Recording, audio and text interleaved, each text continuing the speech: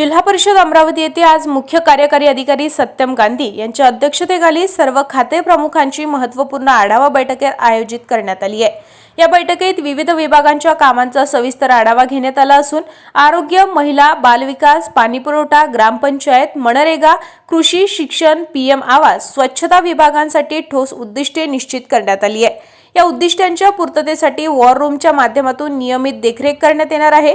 आरोग्य विभागाच्या आढाव्यात प्राथमिक आरोग्य केंद्र, उपकेंद्रे, हेल्थ अँड वेअरनेस सेंटर तसेच मोबाईल मेडिकल युनिट यांचा पुढील 3 वर्षाचा पायाभूत सुविधा आराखडा तयार करण्याचे निर्देश देण्यात आले आहेत। सर्व तालुका आरोग्य अधिकारी व वैद्यकीय अधिकाऱ्यांचे 15 निकषांवर दरमहा रँकिंग करण्यात येणार असून रिक्त पदे 2 महिन्यात भरण्याचे लक्ष्य ठेवण्यात आले आहे। लसीकरण, गर्भवती ANC नोंदणी, मधुमेह व उच्च रक्तदाब तपासणी, सिकल सेल तपासणी, NQAS प्रमाणीकरण आणि आयुष्यमान ई-कार्ड वितरण 100% पूर्ण करण्याचे उद्दिष्ट देण्यात आले आहे। संपूर्ण विभागाचे डिजिटायझेशन 30 मे पर्यंत पूर्ण करण्याचे आदेशही देण्यात आले। महिला व बालविकास विभाग अंगणवाडी व्यवस्थापनेचे डिजिटायझेशन, कुपोषित बालकांचे SAM, MAM ट्रॅकिंग, प्रधानमंत्री मातृवंदना योजना आणि लेक लाडकी योजनेतील लाभार्थ्यांना पूर्ण लाभ यावर भर देण्यात आलाय। प्रत्येक तालुक्यात 5 आदर्श अंगणवाड्या विकसित करण्याचे नियोजन निश्चित करण्यात आलंय।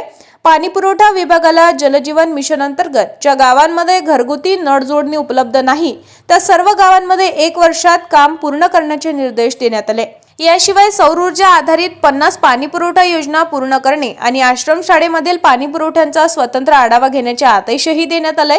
ग्रामपंचायत विभागात 5000पेक्षा अधिक लोकसंख्या असलेल्या ग्रामपंचायतीमध्ये ऑनलाईन कर संकलन प्रणाली सुरू करणे, पेसा व ग्रामपंचायत निधीचे आरोग्य निर्देशिकांचे एकत्रीकरण करणे आणि स्मशानभूमी नसलेल्या गावांसाठी नियोजन करण्याचे निर्देशही देण्यात आले आहे। मनरेगा अंतर्गत मजुरांना 15 दिवसात मजुरी देणे बंधनकारक करण्यात आले असून आधार इंटिग्रेशन व ई-KYC पूर्ण करणे तसेच प्रत्येक तालुक्यात 5 आदर्श कामे कायापालट प्रकल्प म्हणून राबविण्याचे निर्देश देण्यात आले आहे।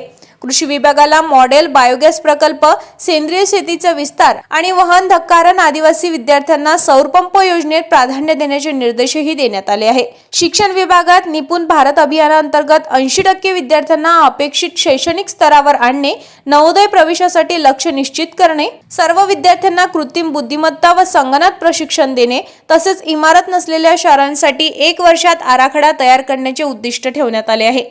स्वच्छता विभागाअंतर्गत उर्वरित 112 ग्रामपंचायतींमध्ये ODF प्लस ची कामे पूर्ण करणे, वर्षाअखेरपर्यंत 100 गावे सिंगल यूज प्लास्टिक मुक्त करणे, प्रधानमंत्री आवास योजनेतील प्रलंबित अर्ज 2 महिन्यात निकाली काढण्याचे आदेशही देण्यात आले। या बैठकीला सर्व विभागाचे खाते प्रमुख उपस्थित होते।